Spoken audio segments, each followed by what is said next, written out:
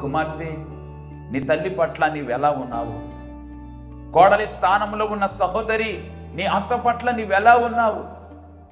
ఇదిగో రూతు అని ఒక యవనస్తురాలు, మోయాబీయురాలు, ఇశ్రాయేలుల దేవుడైన యెహోవా రెక్కల నీడకు వచ్చినప్పుడు తన అత్తైన నయోమికి చేసిన సేవను బట్టి ఆ దేశమంతా ఆమెను, ఆ ప్రజలంతా ఆమెను దేవుని సన్నిధిలో మంచి సాక్ష్యాన్ని ఇస్తా ఉన్నారు. ఆమె పొందిన సాక్ష్యం ఏమిటో తెలుసా?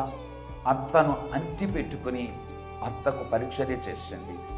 అక్కడ జనాంగం అంతా కూడా రూత్ యొక్క విశ్వాస జీవితాన్ని బట్టి ఎంతగానో అభినందించారు.